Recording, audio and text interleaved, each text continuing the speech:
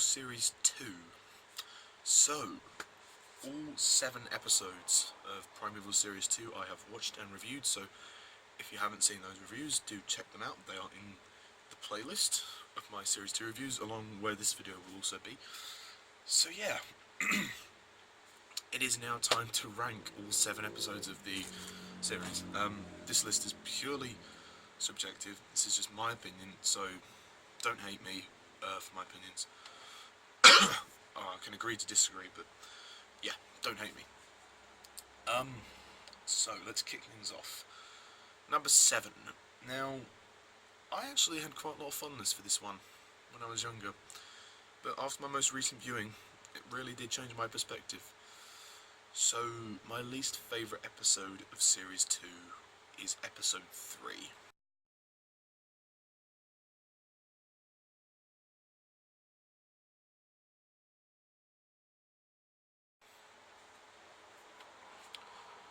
So, Episode 3. Now, I don't think this is a bad episode at all. I gave it a pass. I give it a 6 out of 10. But for me, it kind of fails on the mystery element. They give away the fact that Leek is the villain. They lose all sense of mystery with Valerie. They you know, the sense of mystery here is completely lost. There's you know, it loses all sense of mystery. It gives itself away too easily, which is the biggest problem. However, the creature, the Smilodon, actually manages to bump the episode up quite a bit in terms of quality, so I'm happy about that.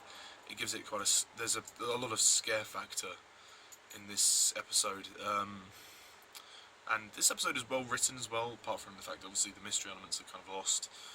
I liked seeing Connor and Caroline. Those scenes were good. Tell there's a bit of jealousy from Abby there. The episode has a bit of a pacing issue as well. I feel it's a bit too slow. It's a bit too slow on the start-up. There are some scenes that take a while to get going. Also, that guy, the owner of the park, who says, keep smiling, it's just annoying me. Also, Jenny. I do not like how Jenny is used in this episode. They basically use her sexuality in order to get the job done, which is so out of character. That is not the way that Jenny works. That is really out of character. Personally, I feel that is very out of character for her to do that. It's just the least interesting for me out of the series, but it's not a terrible episode. I still think there are some good scenes in here. There's some great action sequences towards the end as well. The Smilodon, as I said, it used to scare me. Connor's great here. There's some great comedy. I like how Connor is, using a gun and just shooting the wrong people. Steven's okay in this episode. It's okay, it's just okay. It's good fun, but there's no sense of mystery here. It just feels like it doesn't feel like it's as good. So yeah, although the production design is quite good and the music is good, yeah, check out the review for further thoughts. Now, number 6 is actually the opener to the series, Episode 1.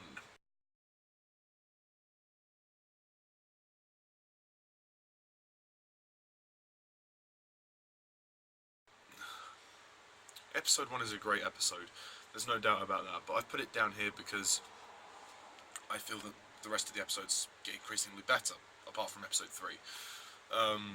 This episode is great, and it really does, it leaves you on, with that, because at the end of Series 1 we were left with that, mystery. Where's Claudia Brown? Where's Claudia gone? And, that emotional baggage that Cutter has to carry with him is really well displayed here. There's some great drama, and also he's trying to deal with the fact that Stephen slept with Helen as well, which is a bit awkward. So there is some tension between the team here as well, and just Cutter's almost come back to a world that is not of his own, essentially. and it's the beginning of the arc. This is the first episode we've seen the arc, and it looks awesome, as in the original arc, not the one from series 4 and 5. But no, yeah, it's great, and the raptors are really authentic. I love the setting for this episode in the shopping mall with the raptors. I think that is a great setting to have the raptors in, and I really liked the tension between the action sequences. They did look a bit like the raptors from Jurassic World, but I think more authentic, more like killing machines, whereas in Jurassic World, Chris Pratt was taming the raptors, essentially. And obviously the reveal of Jenny at the end is quite intriguing. There's many mysteries throughout Series 2, which I like. So yeah, Lucy Brown doesn't really appear much in the episode. Her reveal's good. Abby and Connor are great. There's some really great comedy. Like, there's some funny sequences. One where, in particular, where Connor shoots Abby by accident with a tranquilizer gun. Oh god, gotta love Connor. He's such an idiot. Yeah, editing's really good. It's well paced. Yeah, I like it. I don't think it's anything amazing, but I really enjoy it as the opener. It works on suspense as well. Like when that security guy, dies at the beginning, and you see a lot of blood. Yeah, that's quite good. So yeah, this episode has some really good moments. It's a good opener, and it sets up the rest of the series, which is good. So yeah, it's written well. Okay, now number 5 is episode 5.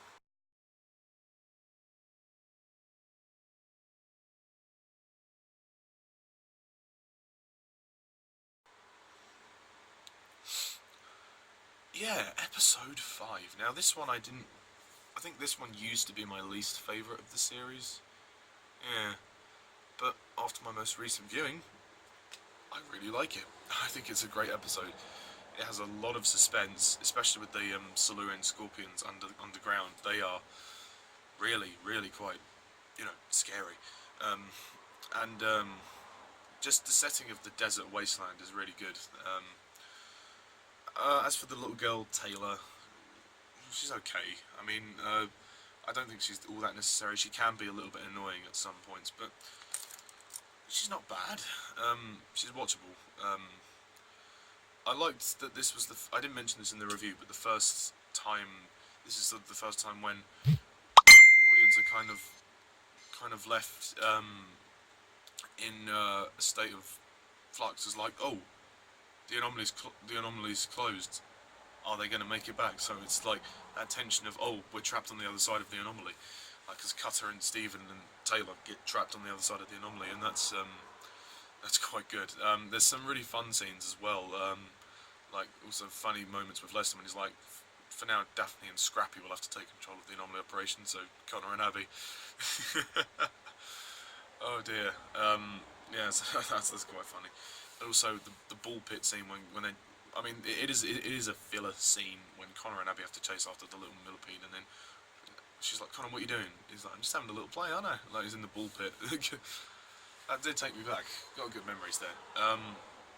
The music is great. I like seeing the cleaner guy as well. Like, there's a lot of suspense. Jenny is sexualized yet again, but she's wearing the dress. Yeah. Oh dear. But there we go. I mean, it's one of those things. Lucy Brown does a good job in this episode. I liked seeing Leek, making his plans in this episode. It's a really good episode. I don't think it's quite brilliant because of Taylor. Taylor's a little bit annoying, but it's paced well enough. Also, it's really funny when they return and then they think they've come to the caveman, but actually, it's just an actor at the local park. So yeah. And Lester's line at the end is really funny when he says to Cutter, given the choice between you and Connor, it's good to have you back. Yes, I never thought I'd say this, but given the choice between you and Connor, actually quite good to have you back. Yeah, no, it's a really good episode, and the ending as well, when someone steals Cutter's thing that he got from the desert from the cleaner guy. That was quite intense. So you're left with that. Oh shit, what's going on here? Like, there's so much tension. Episode 5 raises the tension a little bit, um, and it kind of propels you to want to watch the last 2 episodes as well, which is good. Um, yeah, the music's good too. Yeah, not much else. Check out my review for extended thoughts. Okay, so we're roughly halfway up the list. Number 4 is episode 2.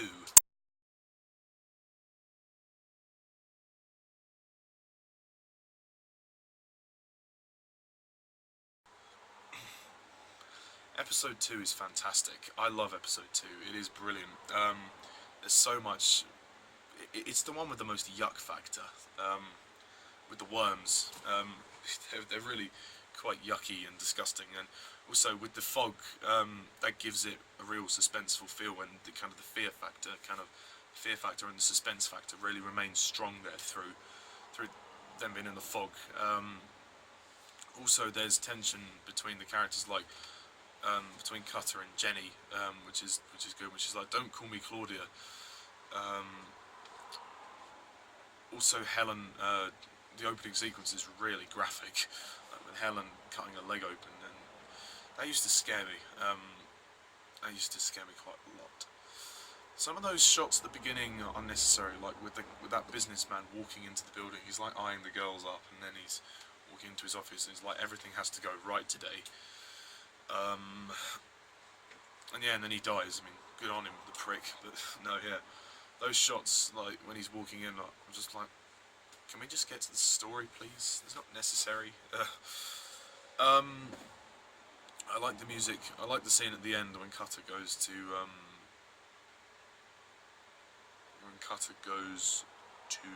Jenny's house, and he's trying to explain himself, and he's trying to explain about Claudia Brown, and you know how there would have been like a rupture in time. But yeah, no. For what it's worth, the episode's really good. Also, it's sort of Jenny's first episode, and that's really cool. Like, you can tell a very different character to Claudia from series 1. So, you know, that shit remains true. And Lester's good here as well.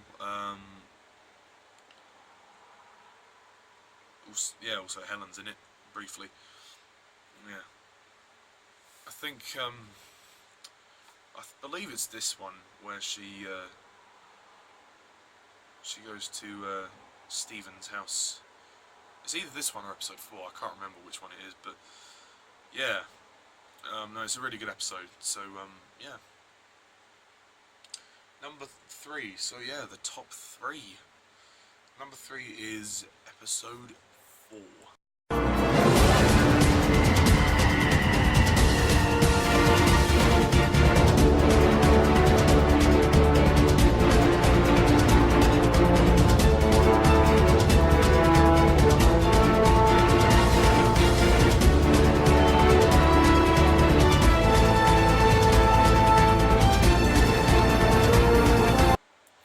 Episode 4 is a fantastic episode. It is a brilliant episode. I love it. I love the tension between Abby and Connor. It's really an Abby and Connor episode, because of what Caroline does to Rex, which is quite drastic. She basically leaves. She puts Rex in the fridge and blames. Well, she doesn't blame anyone. She just says, he must have called him and I was putting things away, and then that causes tension between Abby and Connor, and she's like, keep your girlfriend away from him, Connor. So yeah, they're not on the best of terms. Yeah, and then when Abby gets taken by those mer creatures, it's really, Andrew Lee Potts has some great acting there. He has some really good acting. He really shines in this episode, and I suppose it's a little bit little bit cheesy at the end when they're hanging over the rocks, and then he confesses his love to her. He's like, "I love you," and yeah, then he just pretends nothing happened, because she asks him about it, and then, you know, to break up that moment, Caroline comes in. So Caroline's slowly weaving her way in, and we already know, you know, that she's being paid by Leek in this. So yeah, and the Mo creatures look great. The CGI is fantastic. The music is also really good, and the shots of Abby underwater are really quite haunting as well. Yeah, yeah. I like the scenes in the canal at the dark time. Also when Cutter saves Jenny. Yeah, when they're in the canal, and then how Cutter gets fired as well from Lester. And then he's like, "Oh well, it's just as well you decided to disobey my orders, or if it had been left up to Stephen, we'd all be looking in the wrong place." I love the sarcasm from Lester. It's just so good. And episode 4 has great music too. It's really great music. It's a really standout episode. I could watch episode 4 like all the time. It's really good. But for me personally, it's not my favourite. So with number 2, we have episode 6.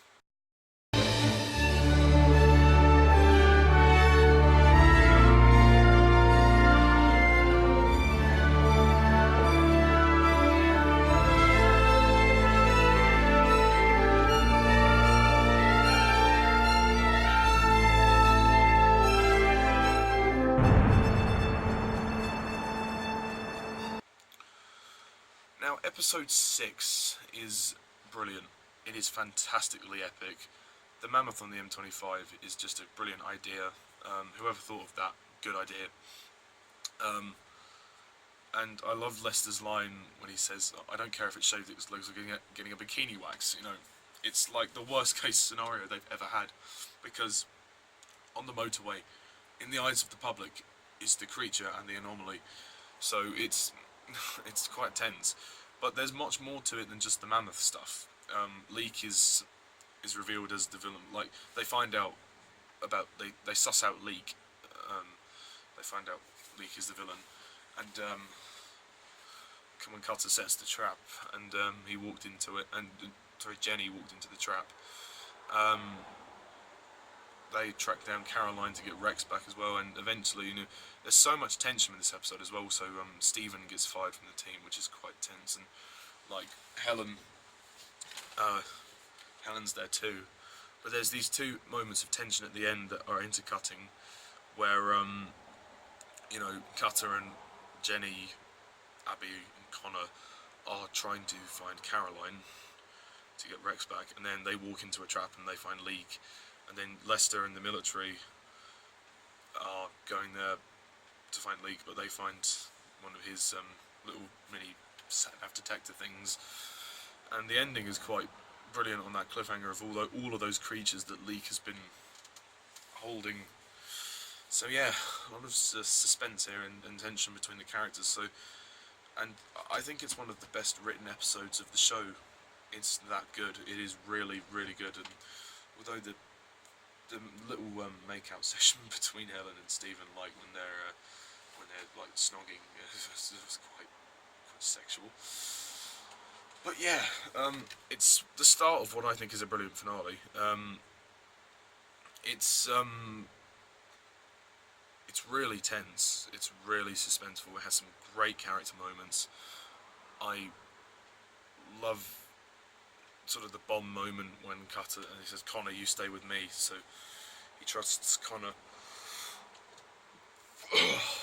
to help him, and then we got Caroline, who is sort of being, she's slowly starting to not she's been kept in the dark about all the creatures as well, so she doesn't know anything with regards to what Leek has planned, apart from, she, and then she's like, Connor won't get hurt, will he? He's like, oh, you do care, do you? So yeah, and Leek is actually an okay villain. He's quite good, even though he's this little weed of a man. Like, he's quite a good villain. I quite liked him as the villain. And of course, my favourite episode is the finale to Series 2, which is Episode 7.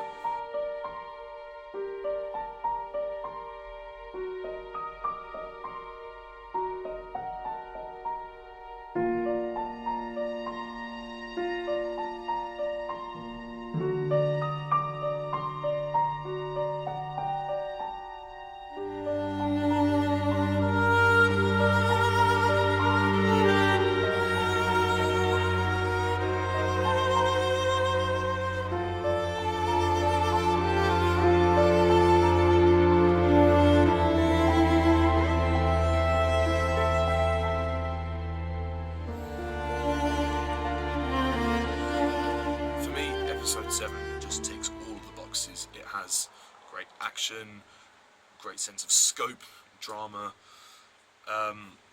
music, everything. Like, all of those creatures, like, in one episode, makes for a really entertaining scope. The drama is so rich as well, like with Cutter pretending he's in love with Helen again. Like, and then obviously the tension with Cutter and Stephen as well, which is really cool. There's some great action too, like with the Scorpion, and then with the Smilodon, like, and also Leek's death is quite suspenseful, although it's just kind of stupid how he just stands there and he's like, "What have you done? No, no." The future predators are really scary as well. Also, I forgot to mention, episode 6 has that great moment of Lester fighting the future predator. But episode 7 hits the mark everywhere, and Stephen's death is genuinely quite hard hitting. It is really, really quite powerful.